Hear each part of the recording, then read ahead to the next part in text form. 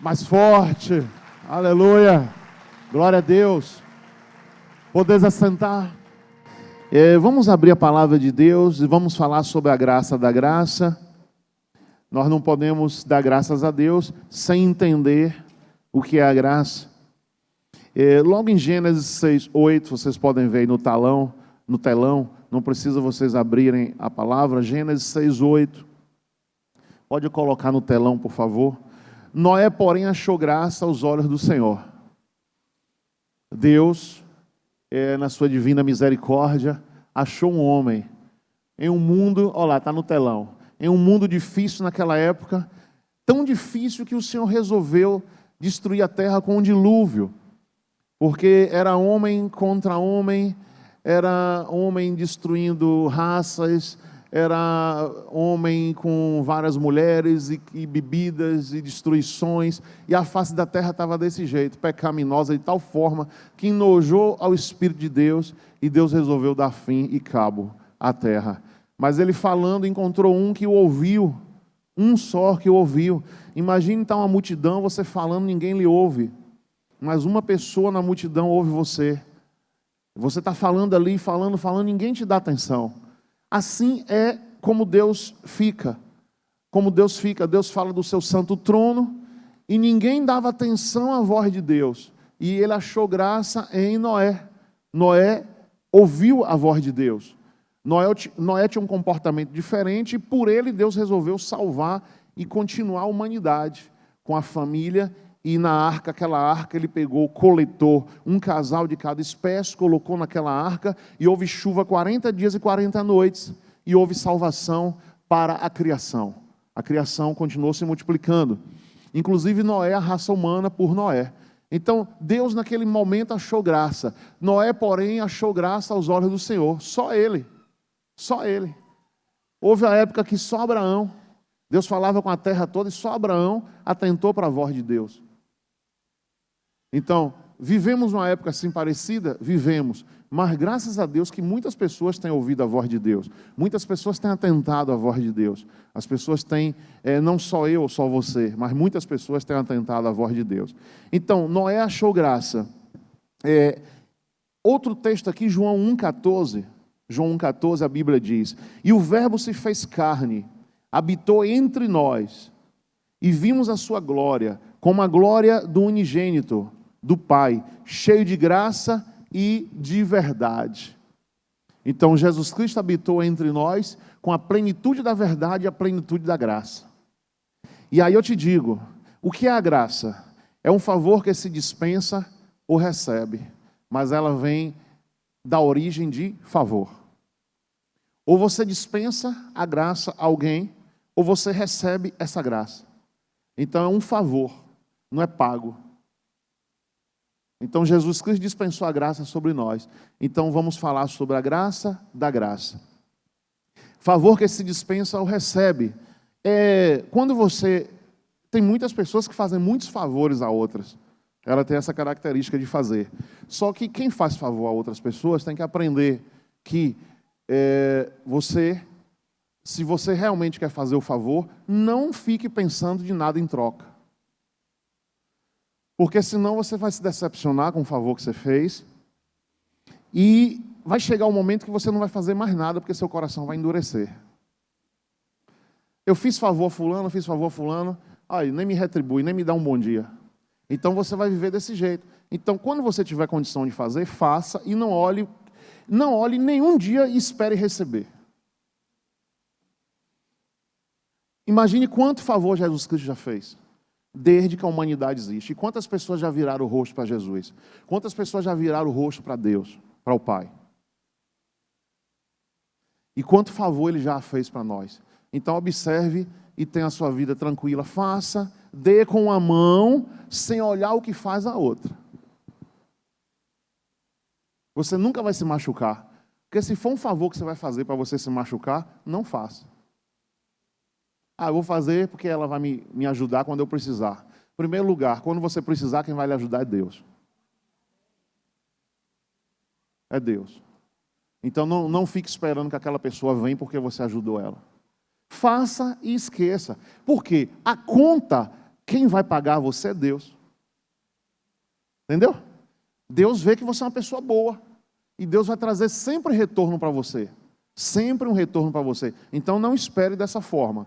Porque Jesus Cristo, imagine Jesus passar o que passou e, eu quero que a humanidade faça isso e isso por mim. Não, Jesus teve aquele projeto dele, ele executou perfeitamente. E venceu. Sem depender de ninguém. Não dependeu de ninguém. Está disponível a todos, mas poucos aceitam. Agora, abra a Bíblia em Efésios.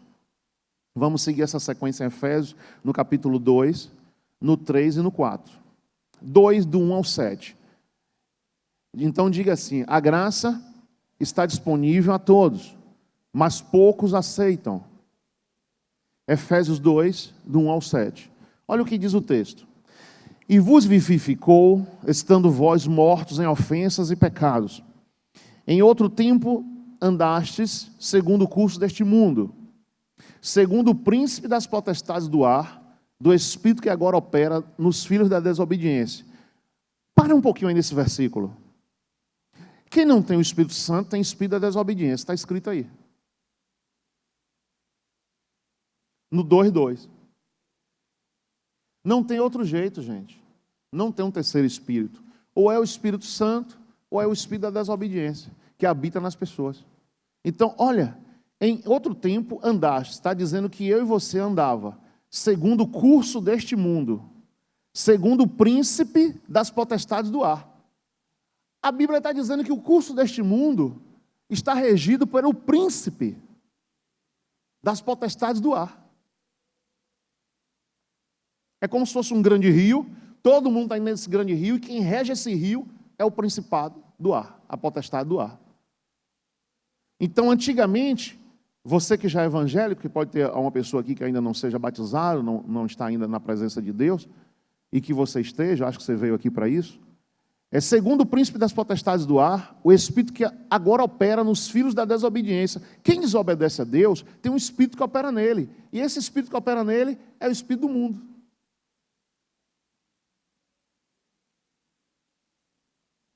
Não é o espírito disso, é o espírito da desobediência. Porque a pessoa tem um pai que não obedece o pai.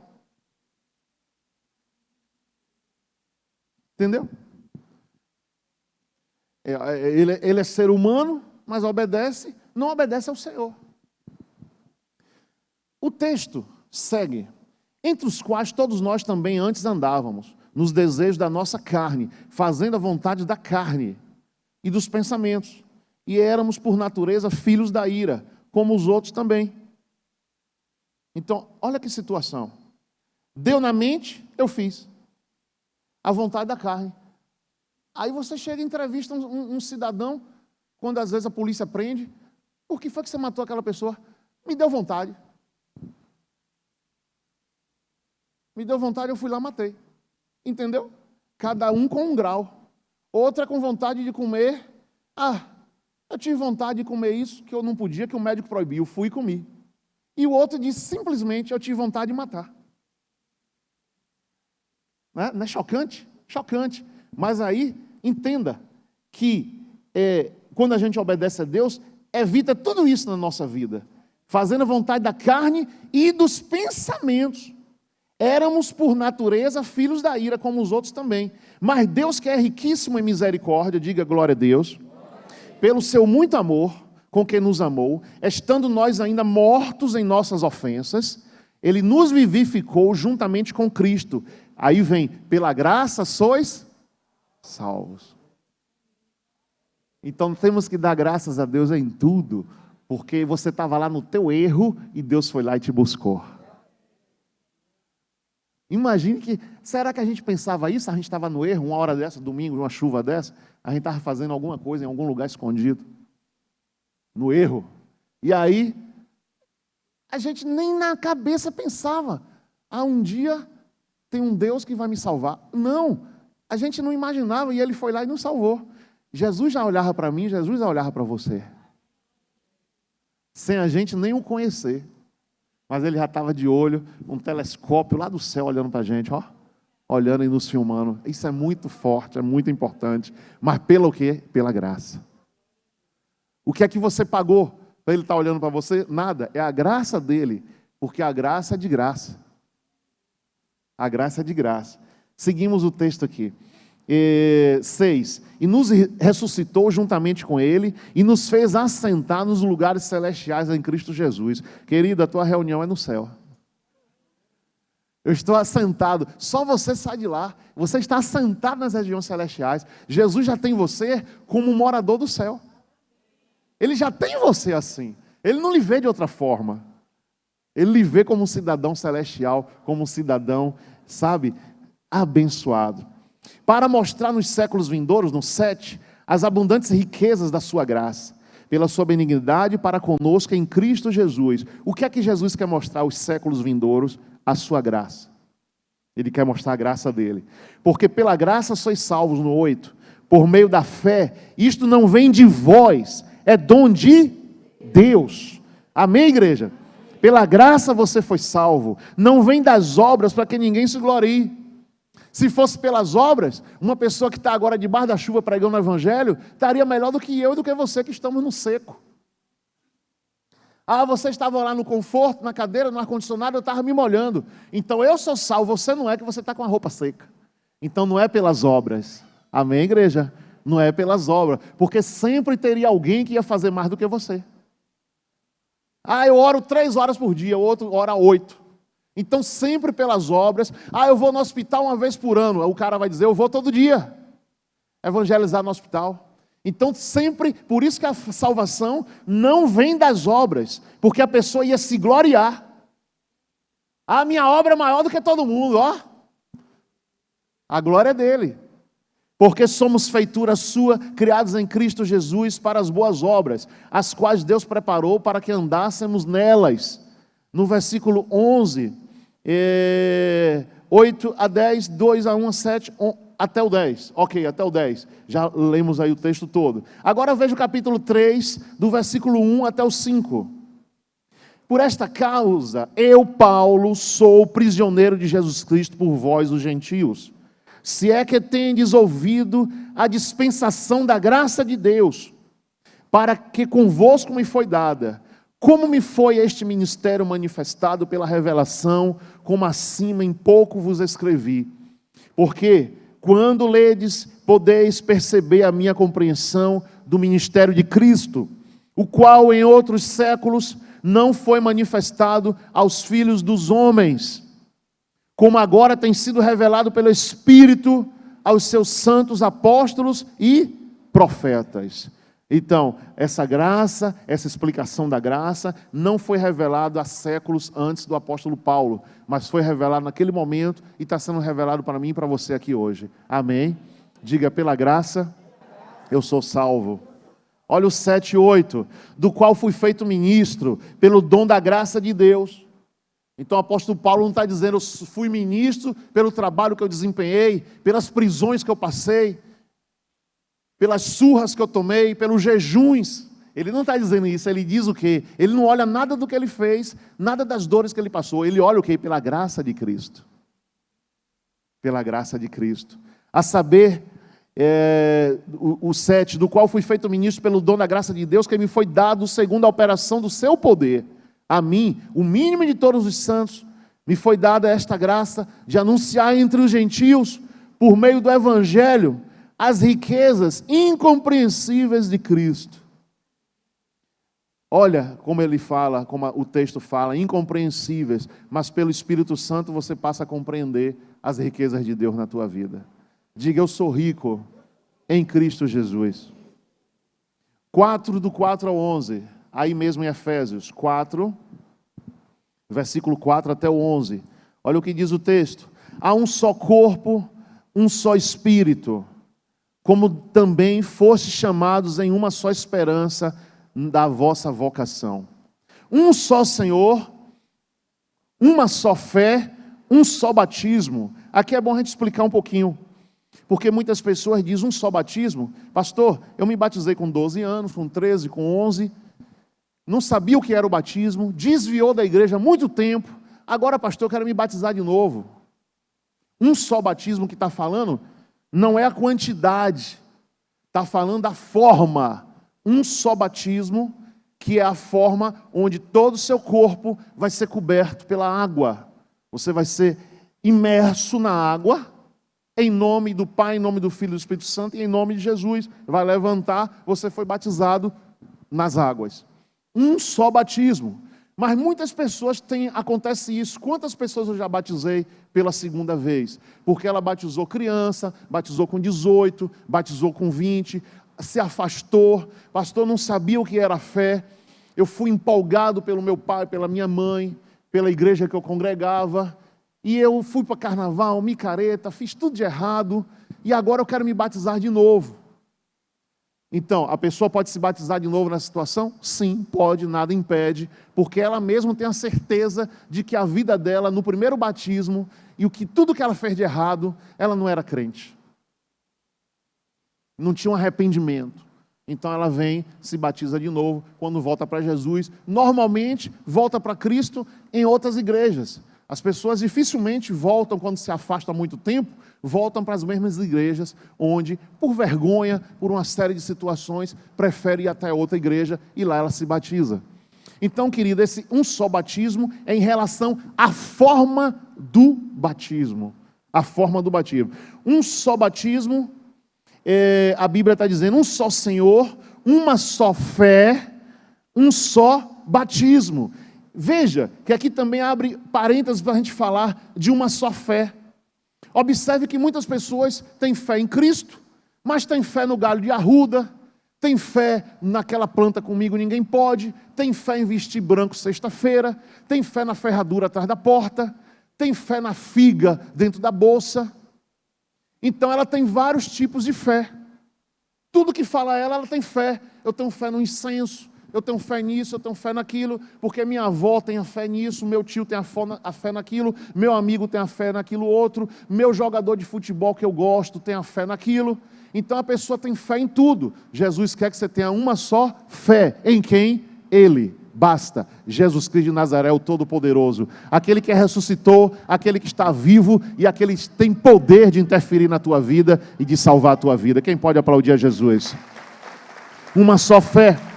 O 6, um só Deus e Pai de todos, o qual é sobre todos e por todos em todos. Então a gente tem que encontrar autossuficiência em Deus, porque Ele é autossuficiente. Ah, não, eu não tenho autossuficiência em Deus, eu preciso de algo mais.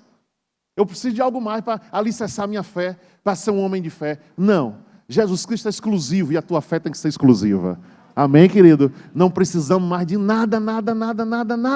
Aí o mundo, eu até fiz um vídeo ontem, acho que foi ontem, onde o mundo diz, quantas pessoas, né?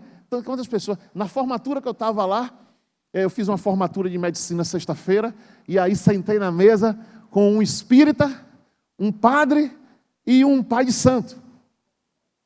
Nunca mais eu fiquei perto de um pai de santo, porque quando eu me converti, eu fui a 5 pais de santo, que eram meus pais de santo, e evangelizei eles. Falei para todos eles que eles estavam no caminho errado, e que aqui você fez um trabalho para matar meu pai, eu lhe paguei para isso. Então, assim, olhando no olho do cara, o cara pegou o cachimbo, acendeu, me jurou, ninguém nunca botou o dedo na minha cara e falou isso, eu não estou botando o dedo na sua cara desrespeitando, eu estou botando o dedo na sua cara para falar a verdade. E eu vim aqui para te evangelizar, certo? E você busca Jesus Cristo para você não ir para as trevas. Pronto, aí fiz o que eu tinha que fazer, fui eu e mais um cara. Da minha igreja eu não achei ninguém na época. Chamei uns 20, ninguém foi. Ó, eu vou em 5 pais de santo. Não, pastor, não, tá? Eu não posso. Que dia é sábado? Não posso. Só não e não. Aí peguei um outro cara de uma outra igreja e fui com aquele cara lá no negócio lá. Só que, aí você chega assim, né? O cara sentou do meu lado e 2 horas, ele assim agarradinho comigo. E ali eu digo, interessante que, aí ele me abraçou, né? Você na frente de mil e tantas pessoas tinha na igreja, nessa igreja, a formatura de medicina. Eu não podia. Imagine se ele vai fazer assim e eu faço assim. O que aquela multidão ia pensar de mim? Ah, esse pastor é metido, esse pastor discrimina o cara. Não, Dei um abraço nele, ele me deu um abraço, dei um abraço no espírita, dei um abraço no padre, dei um abraço em todo mundo e pronto, né?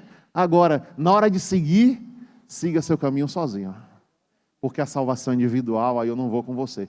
Mas lá mesmo eu ouvi uma das preleções deles dizendo assim: todos os caminhos levam a Deus. É isso que a humanidade pensa. Todos os caminhos levam a Deus. Você fez uma coisa boazinha, está te levando a Deus. Mas a Bíblia diz que só Jesus Cristo é o caminho, a verdade e a vida. Quem pode aplaudir ao Senhor? Então não tem essa história. Vamos seguir aqui o texto. Estamos aonde? Olha aqui, ó, no 8, 7. Mas a graça foi dada a cada um de nós segundo a medida do dom de Cristo. Pelo que diz, subindo no alto, levou cativo o cativeiro e deu dons aos homens. Ora, isto ele subiu, que é, senão que também antes tinha descido às partes mais baixas da terra. Aquele que desceu é também o mesmo que subiu acima de todos os céus, para cumprir todas as coisas. E ele mesmo deu uns para apóstolos, outros para profetas, outros para evangelistas, outros para pastores e doutores. Até aí o versículo 11, isso é o que fala da unidade da fé, mas que surpreende a graça do Senhor. Vamos ver agora Gálatas, volte aí. Estávamos em Efésios, o livro anterior, a epístola anterior, Gálatas capítulo 3. Gálatas 3. Do 14 até o 29. Agora a Bíblia diz assim: a lei pode nos mostrar onde erramos, mas não pode nos deixar ansiosos para fazer o certo. A graça pode. A graça pode. Vejamos aqui em Gálatas 3, 14. Olha o que diz o texto. Gálatas 3, 14. Para que a bênção de Abraão chegasse aos gentios por Jesus Cristo, e para que pela fé nós recebamos a promessa do Espírito. Irmãos, como o homem fala, se o testamento de um homem for confirmado, ninguém o anula nem o acrescenta. Ora, as promessas foram feitas a Abraão, à sua posteridade, não diz e às posteridades como falando de muitas, mas como se vê de uma só, e à tua posteridade, que é Cristo. Mas digo isto, que tendo sido o testamento anteriormente confirmado por Deus, a lei que veio 430 anos depois não invalida de forma a abolir a promessa. Porém, se a herança, da lei já não provém da promessa, mas Deus pela promessa deu gratuitamente a Abraão. Logo, para que é a lei? Foi ordenada por causa das transgressões, até que viesse a posteridade a quem a promessa tinha sido feita, e foi posta pelos anjos na mão de um medianeiro. Ora, o medianeiro não o é de um só, mas Deus é um. Logo, a lei é contra as promessas de Deus? De nenhuma sorte, porque se dada fosse uma lei que pudesse vivificar, a justiça, na verdade, teria sido pela lei. Mas a Escritura encerrou tudo debaixo do pecado, para que a promessa pela fé em Jesus Cristo fosse dada aos crentes. Mas, antes que a fé viesse, estávamos guardados debaixo da lei, e encerrados para aquela fé que se havia de se manifestar. De maneira que a lei nos serviu de aio, para nos conduzir a Cristo, para que pela fé fôssemos justificados. O que significa aio? Instrutores. Instrutores no grego. No grego. O Novo Testamento foi escrito no grego. Ela nos serviu de aio, nos serviu de instrutores, para nos conduzir a Cristo, para que pela fé fôssemos justificados. Mas, depois que a fé veio, já não estamos debaixo de aio, debaixo de instrução, porque todos sois filhos de Deus pela fé em Cristo Jesus. Porque todos quantos fostes batizados em Cristo, já nos revestistes de Cristo. Nisto não há judeu nem grego, não há servo nem livre, não há macho nem fêmea, porque todos vós sois um em Cristo Jesus. 29. E, se sois de Cristo, então sois descendência de Abraão e herdeiros conforme a promessa. Então, queridos, a lei não pode nos mostrar onde erramos, mas não pode nos deixar ansiosos para fazer o certo. A graça pode. A graça será a vontade de Deus em mim, será a vontade de Deus em você, de fazer o certo. O desejo de fazer o certo. O desejo, erramos sim, mas a graça vai nos conduzir a fazer o certo. Dia e noite, ela vai nos alertar. A lei, o ser humano tem desejo de transgredir, porque o pecado sempre levou o ser humano a achar, tipo assim, em pecado é mais gostoso, em pecado é melhor, na desobediência é melhor, é mais emocionante. O ser humano tem essa tendência, a carne tem essa tendência. Então, o homem normalmente transgride a lei. O pai e a mãe dizem, não pega esse doce, a criança vai e pega. Fulano não passa o sinal, vou passar o sinal a 150 por hora, na emoção. A velocidade é 80, vou botar 180. Então isso gera adrenalina, gera emoção. A graça não. A graça vai gerar pés no chão, na sua vida, na minha vida. E você, pela graça de Deus, vai procurar se aperfeiçoar dia e noite. Eu serei um cidadão melhor amanhã do que hoje. A graça vai te levar a isso. A graça é um incômodo de Cristo em você. Jesus vai incomodar você, mas Jesus incomoda de graça. Ele incomoda de graça, ele vai incomodando, ele vai tocando, ele vai tocando, ele vai tocando, ele vai tocando. E você vai, deixando coisas de lado e fazendo o certo, sendo certo. O certo é certo e eu quero o certo. Eu gosto do certo, eu vou viver o certo. A graça vai te levar a isso. E que Jesus tenha essa paciência comigo, com você, para nos levar a essa graça, para essa graça crescer em nossas vidas. E você crescer com Cristo cada dia mais. Então a graça pode, a lei não. A lei, quanto mais se proíbe, mais a pessoa quer transgredir. A graça veio antes de precisarmos, porque um dia precisaríamos. Aqui é muito interessante para fechar sua inteligência e fechar seu pensamento. Abre Marcos 16:16. Marcos 16:16. Você vai entender aqui com um exemplo que eu vou te dar. Marcos, o Evangelho de Marcos 16:16.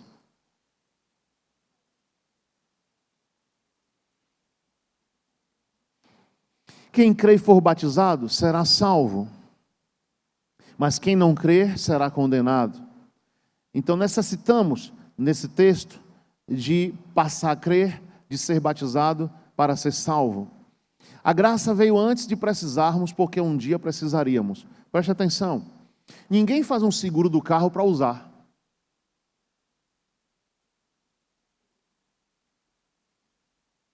Mas se precisar, vai usar. Então um pai e um filho. O pai pega um cartão de crédito pré-pago e dá para o filho. Filho, se você precisar, o filho está fazendo noitadas, está saindo, o pai com receio dele necessitar e está sem dinheiro, e pelo cartão de crédito o pai vai verificar as contas onde ele gastou, vai ser uma segurança maior do que dar dinheiro em espécie. Então o pai toma o cartão e dá para o filho. O filho chega na madrugada, bate o carro. Precisa do cartão para o guincho, não quer chamar o pai, não quer acordar o pai, precisa de várias situações de usar aquele cartão. Então, o que é que o pai vai falar para o filho? O filho bate o carro, liga para o pai diz, filho, aprendeu a lição? Foi por isso que eu lhe dei o cartão.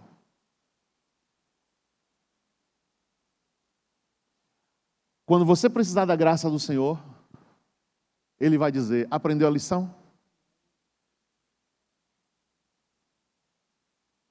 Todas as vezes que a gente precisar da graça é para não ser condenado, não ser destruído. O socorro de Deus. Erramos, mas o socorro vem. Porque Jesus é o nosso advogado, Ele não está como juiz para condenar. Ele está para nos salvar. Aí a gente erra, não, mas meu pai me deu um cartão. É a graça. É a graça. O cartão está no bolso. A graça. Eu vou usar. Mas o pai não deu para o filho bater o carro.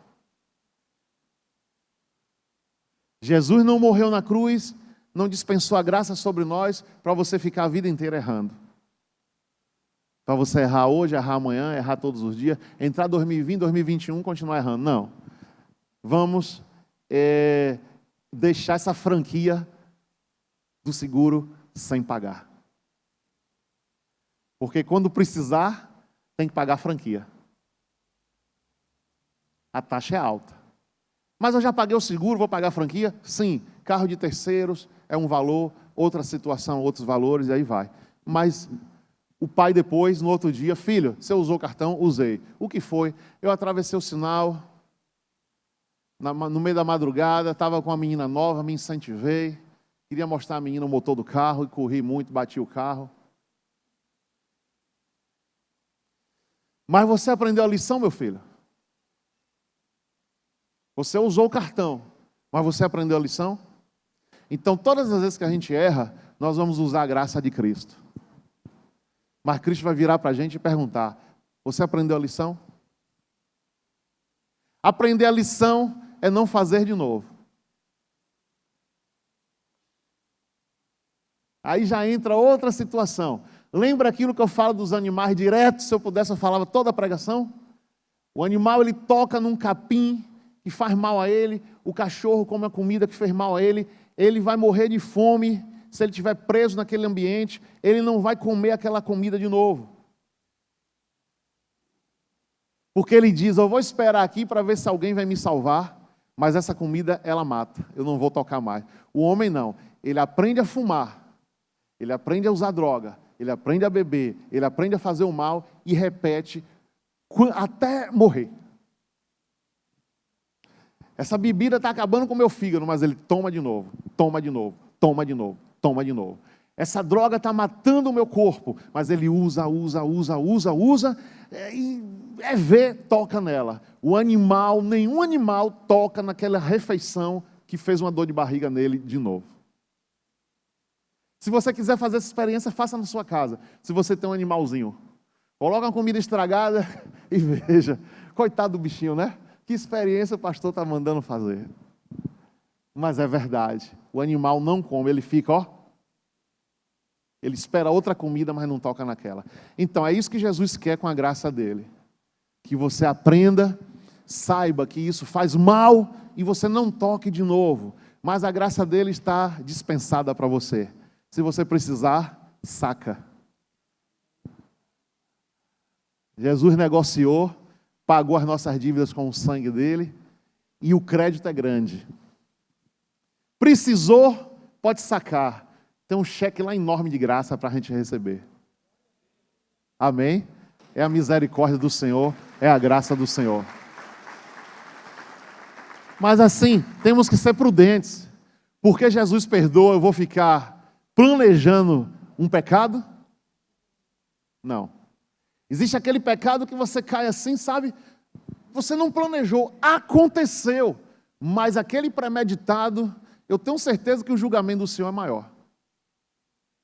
Davi teve um pecado desse. Davi planejou ficar com aquela mulher que ele desejou. Ele chamou o ministro de guerra e disse, coloca o marido de fulana na frente da guerra. Eu quero a mulher dele.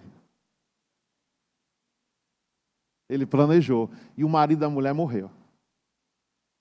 E ele não foi para a guerra, ele estava no palácio de férias. Na época de ir para a guerra. Diga assim, guerra é guerra. Se eu tenho que orar e jejuar, eu não posso tirar férias. A hora da guerra é guerra.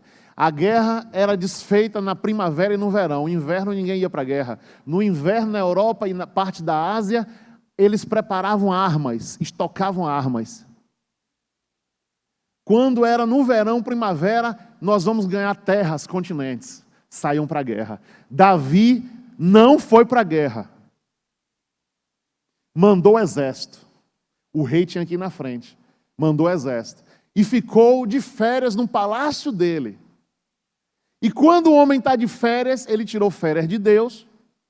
A graça é como se fosse uma neblina, aquela neblina de manhã, que você olhou na janela, vou botar um casaco porque está frio. Quando você toma o banho que volta, o céu está azul, a neblina sumiu. Então Davi, ele naquele momento, eu vou tirar umas férias, vou ficar aqui tranquilo. Aí ele tomou um banho, foi passear na sacada. Quando você vai em Jerusalém, você vê a cidade de Davi, no lugar mais alto de Jerusalém. E dali da sacada do palácio, ele olha para baixo e vê uma mulher, segundo a Bíblia, muito bela, se banhando. E o homem cai pelo que vê. Você, mulheres, olhem pelos olhos dos seus maridos. E aí, quando ele olha, ele viu aquela mulher, chamou os ministros e planejou que aquele homem morresse. Ele não podia matar aquele homem, mas aquele homem lá na guerra morre, eu fico com a mulher dele. Primeira relação que tem, a mulher engravida. O filho morre. Começa o primeiro sinal. Ele passa dias e dias de luto para o filho ficar vivo. Quando o filho morre, ele toma banho, faz a barba, todo mundo questiona ele. Seu filho morreu. Ele não. Eu orei a Deus para Deus salvar. Se Deus levou, a vida segue. Aí Davi certamente disse, tudo bem, meu filho morreu, mas a mulher está comigo. Aí agora começou a desgraça na casa dele. Olha, a graça virou desgraça. Um filho dele pega a irmã. O filho de Davi se deita com a filha. Incesto na casa do rei. Um homem segundo o coração de Deus. O outro filho, Absalão, o diabo botou na mente, quero ser rei e vou matar o meu pai e tomar o reinado. Aí ele já estava jejuando e orando. Quando você lê, eu acho que é o Salmo 51, e tem outro salmo que Davi diz assim, os meus ossos estão grudando na pele, já não tenho mais lágrimas, os travesseiros estão molhados. Davi jejuando e orando, pedindo perdão a Deus. Quando ele está desse jeito, ele foge. Ele brigava, não perdia briga para ninguém. O homem era destro na espada, conquistou terras. Absalão vinha, ele ia matar Absalão. O que foi que ele fez? Tirou os sapatos dos pés e subiu o monte descalço, correndo o filho. E o filho vinha, a gente visitou lá em Israel esse lugar. É no norte de Israel. O filho ficava na porta do palácio, dizendo, cadê meu pai que não atende vocês? Eu atendo. Absalão. Não precisa vocês irem para Jerusalém, o nosso reinado é aqui.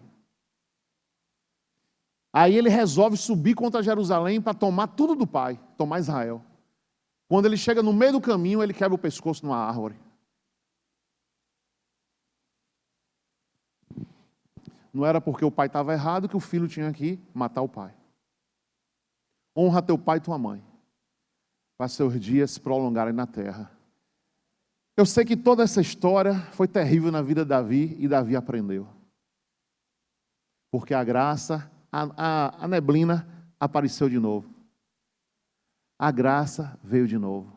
A graça sumiu, ela veio de novo.